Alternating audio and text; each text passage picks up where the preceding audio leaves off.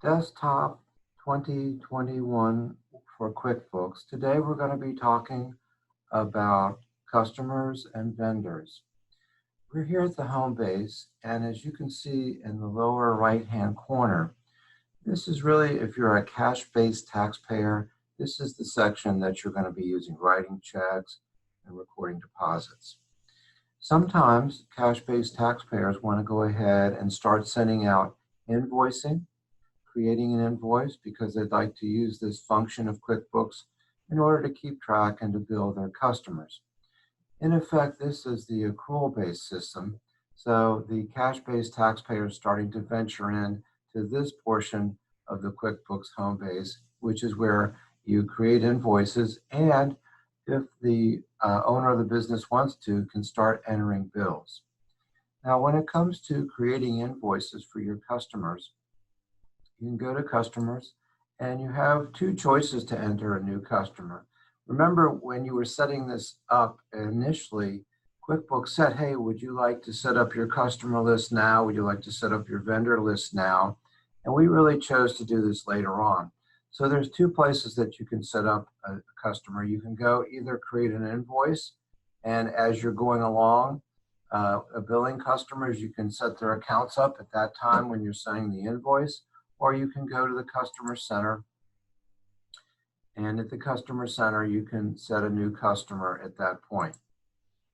And here is where you would add their name and their address and their phone number, all these types of things, and how they're going to be paid, if they want to be paid by credit card or bank statement, and how the preferred delivery method is. So these are all things that you can look at, and we'll say cancel this, and we'll go back and actually go to the customer site, and we'll go ahead and create an invoice.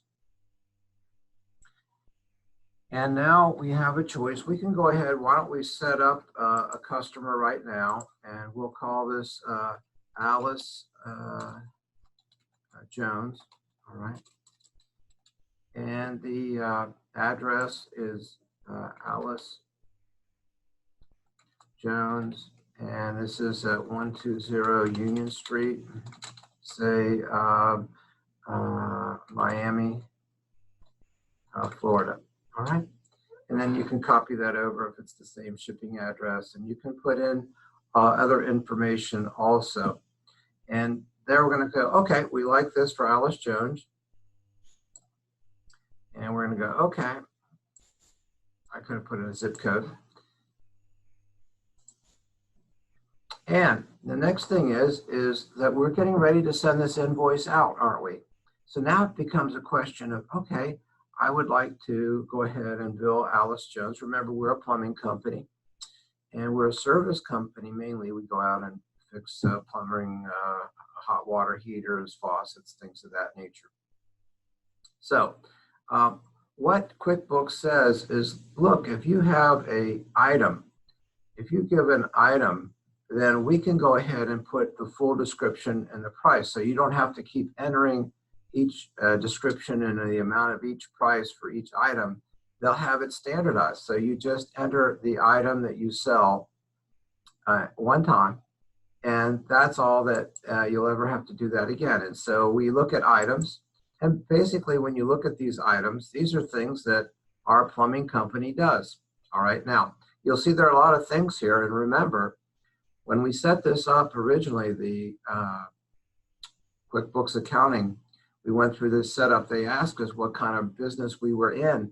And not only did they set up what they thought was the correct chart of accounts for our plumbing company, they also said, hey, we think this is what a typical plumbing company does. All right, this is what we feel that you actually sell. Now you can see, for example, that there are things here that just don't make sense. Here's like landscaping and paving. And we'll take care of that in just a little bit.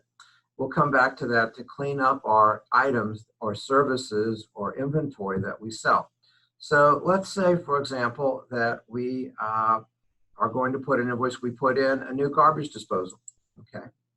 Well, our price is $68, and here's the amount. So we've got that bill ready to go. Now, let's go ahead and take a look at that. We can go ahead and do the print function, and we can preview it. And so let's go ahead and take a look at this. And this is how it would look to send to the client. This is the layout. Let me expand this a little bit. See if we can, there you go. And so this is how our display would look. Here's to Alice Jones. And this is basically ready to be mailed, or it can be emailed to the client. So they have the email function also. Now, let me put in the quantity. Let's say I said I put in 2 garbage disposals at their house. They have a big house. It automatically, oops, let's go back and find that. There it is. And it's automatically updated the price, hasn't it? And also the formatting. We can go here to the formatting and we can change the layout of our invoice. So that's available to us.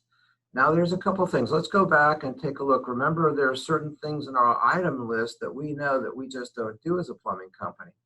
So let's go back to this list of services and products that we sell and make some adjustments. So we're going to go to lists and we're going to go to the things that we sell and buy.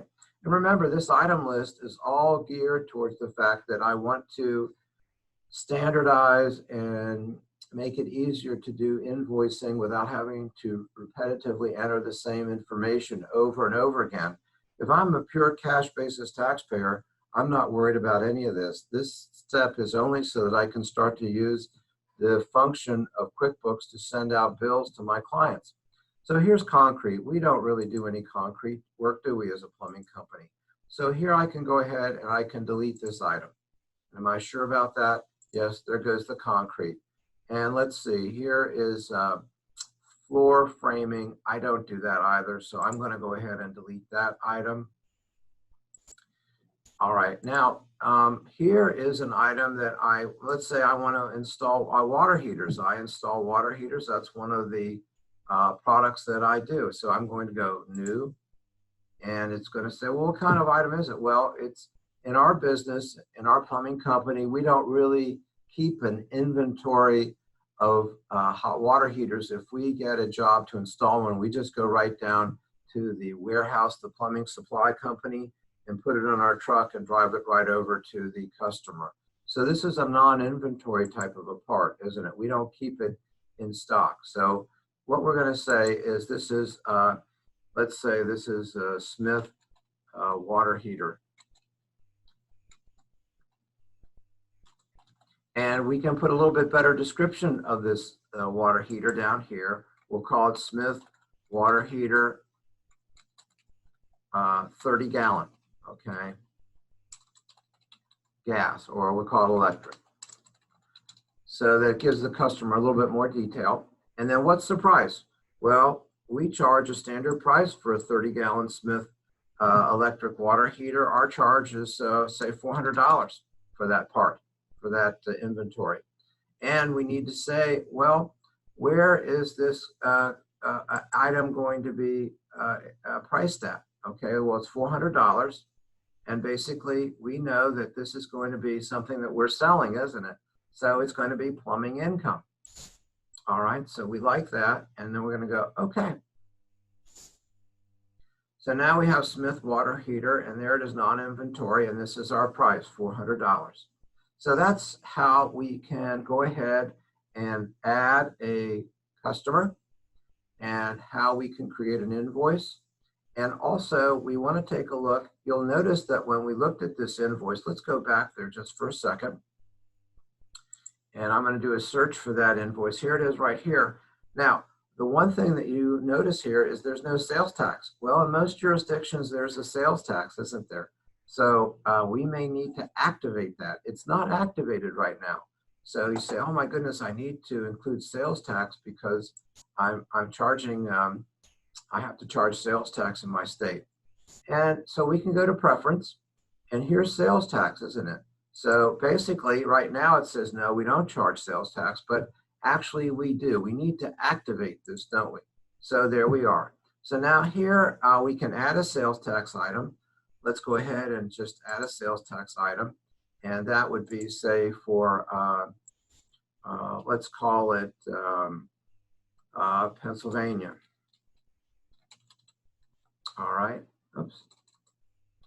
And this is the state sales tax for PA. And I don't know what the rate there is, but let's just take an example, say it's 6%, okay? And that's how we want to go ahead and bill this. And now we want to add a new name of the agency, all right? And this would be the Pennsylvania Tax Authority, okay, Sales Tax Authority. And then you can put the address, all that in there. So now we've set that up, all right? And we're gonna go, okay. So now this is going to activate this. And all existing customers, we want to be subject to sales tax. Okay. So we're all right there, we've done that. We want to take a look at the vendors, and we will do that in the next section.